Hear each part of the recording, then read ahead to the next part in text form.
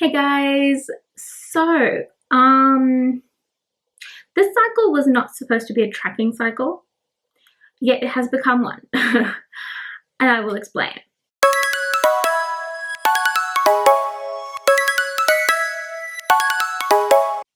So basically we're at cycle number 4. The idea for this cycle was that we weren't going to try, we were going to just kind of not test for ovulation, not do any tests generally, no tracking.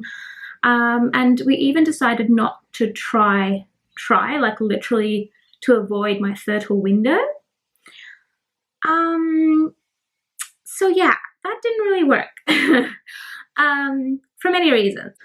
So for starters, I wasn't going to do ovulation tests, so I actually didn't use an OPK until cycle day 14. And why I used it at that point was from cycle day 11 up till cycle day 13. Oh, by the way, it's going to get extremely TMI from this point on. Just saying. So, what was I saying? Yeah. So, TMI. Let's go. From cycle day 11 until cycle day 13, I had a ton of egg white CM. So I had a lot of fertile cervical mucus. Honestly, I haven't seen anything like this in the past cycles for sure. And I really don't remember the last time I had so much fertile mucus. Like I've never seen it so clearly. Like it was very, very clearly there. Like there was no mistaking it. Yeah. And this was for 3 days. It was literally up to the point where it was like, it was bothering me. Like I couldn't, how can I say this? Like it was a lot, basically. It was a lot. You could feel it. Sorry guys, I know it's TMI. I'm sorry. But I just like, so you guys can understand what I'm talking about. So considering that, the night of cycle day 13, I thought, okay, I'm just gonna, I started feeling really weird and slightly crampy. So I thought I'm gonna do an ovulation test tomorrow morning. So cycle day 14, and just to kind of confirm that I'm ovulating, that I'm fertile, that I'm, that everything is going back on track, considering the previous cycle was crazy due to my hormones kind of losing it. And so I wanted to just kind of double check with that. So I did do my ovulation tests, and I'm actually going to show you guys a little comparison, even though they have kind of like lightened in color, but you can still tell the difference. Okay, so these are my OPKs from last cycle, and these are the ones I did this cycle. So I did a few of these, and then I did these two. So I did the 2 top ones cycle day 14, and they were crazy dark compared to what they normally are. So when I say crazy dark, keep in mind, it's not even focusing, keep in mind that these are really cheap tests, and I've barely gotten lines on them before when it comes to ovulation. So I'll just compare real quick so you guys can get an idea. This was from last cycle, and this was from this cycle, cycle day 14. Like, look at the difference. You can see the difference, even though they've dried out completely, and this one's very old. This one was way lighter than this one. And I know this, like this was a super dark line. I considered this to be dark at the time. So this was way darker. Like my hormones are literally, yeah. There's obviously something going on there. So then there was cycle day 15, where the line started fading, and cycle day 16, where it was basically just fading away slowly. And then there's also cycle day 14, where I got my smiley face, and it's evident that it was a positive test. And cycle day 15, where it's still got a line, but it's not as dark. Because with the digital ovulation test, I realized there was never really a line unless there was a positive. So this one was quite interesting to see that I still got like a line the next day.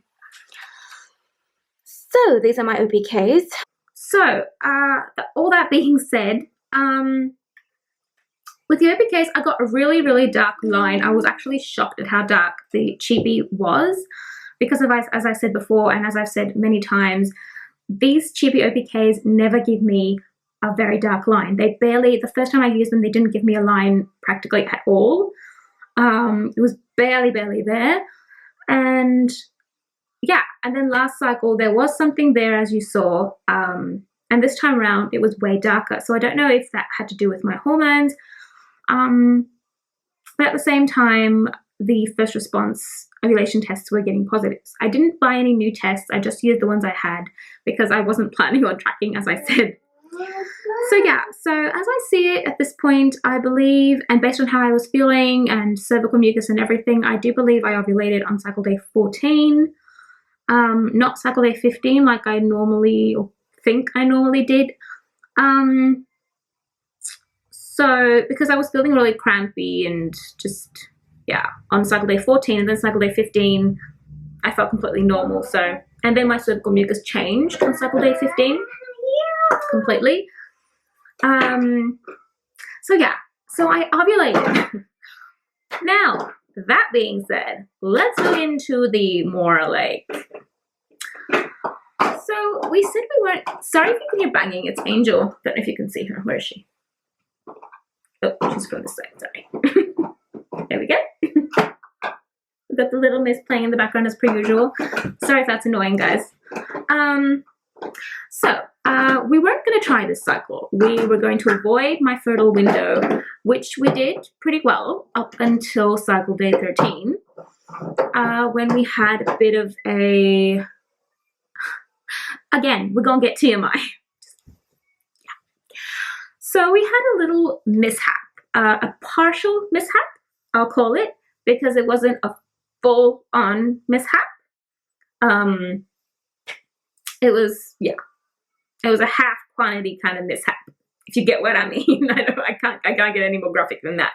So we had a mishap that, well, obviously now creates a lot of like, not too much, I will admit. I'm not like overly, maybe because we weren't really like, it wasn't really trying and I wasn't really tracking. I just like did the test for the sake of confirming because my body was practically screaming at me, you're ovulating, you're ovulating.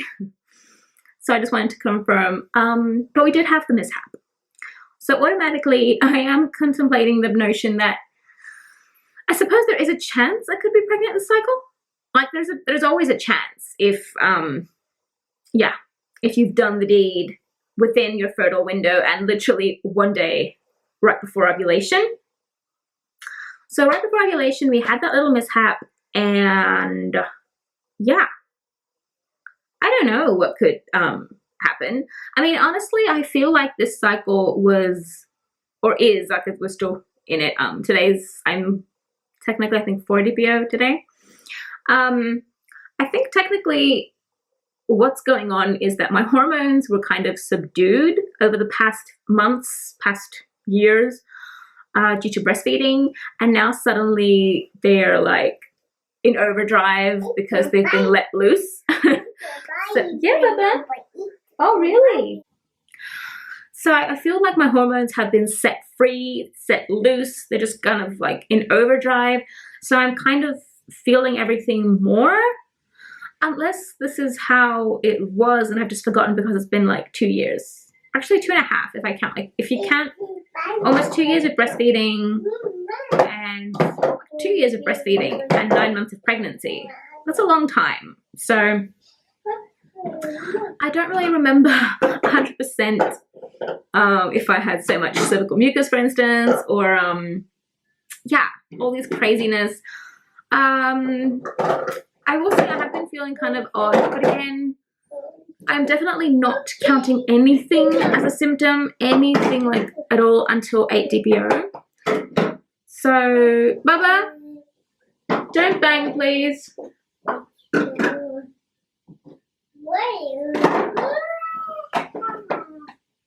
So basically anything before 7, 8 DPO, I'm not counting at all because before that it's just like the hormones doing their thing, whether you're pregnant or not. Even though honestly, I always was very in tune with my body and I knew when changes were happening. That being said, I have lost confidence in that considering the past few cycles. But I feel like this cycle, that all has come back. So I am feeling a bit odd, and yeah, but I'm not gonna even contemplate that until at least 8 DPO.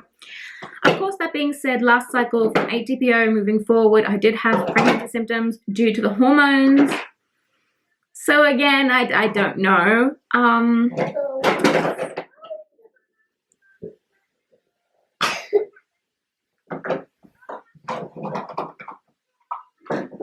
Yeah, so I'm kind of I feel like my cycle is back on track. I feel like everything is back on track, maybe a little bit heightened because I'm not used to like my hormones being in full blast.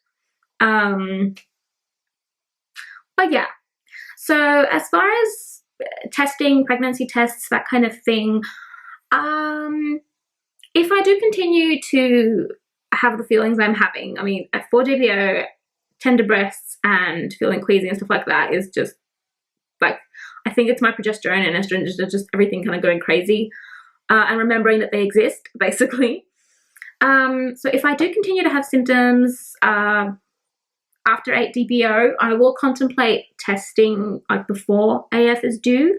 So my period is due on the 19th of March. There is nothing that can make me test like 7, 8, 9, even 10 DPO. There's not a chance. If I am having symptoms, like if I do feel like something is going on, I will contemplate like 11, 12 DPO tests. But yeah, I think I'll keep it at that. I don't know how big of a chance we have this cycle. I don't think, I mean, see, the only reason I am even contemplating the idea that it could be a chance is clearly because it was right before ovulation, and I actually asked my husband, I said to him, what kind of like quantity hit the target? Like what kind of quantity went where it was basically supposed to go, but yeah. And how much made it out?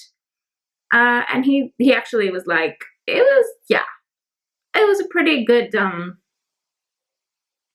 so there's always a chance, I guess. There's always a chance at this point. A slim one maybe, really small chance.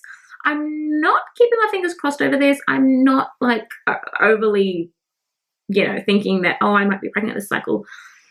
I think if I do get a positive test this cycle, I'd probably be either completely dumbfounded and just like not know how to react, or I'll probably just crack out laughing, because the one cycle that we said we're not going to try, the one cycle we were actually trying to avoid my fertile window, ends up like, yeah, I don't know. That would be insane. That would be so crazy. So yeah, that is what's happening right now with me and all this fun let's make babies stuff. So we shall wait and see until next week. Yeah, today's Friday. I'm definitely not even thinking of testing until next Friday, so another 7 days from now. Yeah, but it's a crazy journey. Trying to conceive is very, yeah. I mean, I know a lot of people say that when you relax and you're not tracking and you're not thinking about it, that's when you get pregnant. But we were trying to not test in order to not track and not try, in order for me to like completely relax and have there be no chance of pregnancy. But yeah, so it's gonna be an interesting one, I think. I don't know, I mean, I don't know. There's always a chance, I suppose, but I don't know how big I think that chance is. I feel like it's really slim chance and it would be crazy. But yeah. Anyway, guys, I will leave you on that note. If you have similar stories of like little mishaps and little, you know, like sliver of a chance and you did get pregnant, comment down below. I'd love to hear it. I love hearing your stories. I love hearing your experiences, advice, tips, all of it. I just utterly love you guys. And yeah. Also, small side note, I think I'm going to start doing like a standard weekly live as well as like a standard video every week. I need to figure out like, yeah, I need to get my channel a bit of a, you know what I mean. So yeah, thank you so much for watching, guys, and I will see you in the next one, which will probably be a pregnancy test. Unless I do like something else, like just something completely unexpected, like cleaning or baking or maybe a breastfeeding video. That's something I have to do. So I will see you in the next one, guys, and we'll see how we go this cycle. Bye.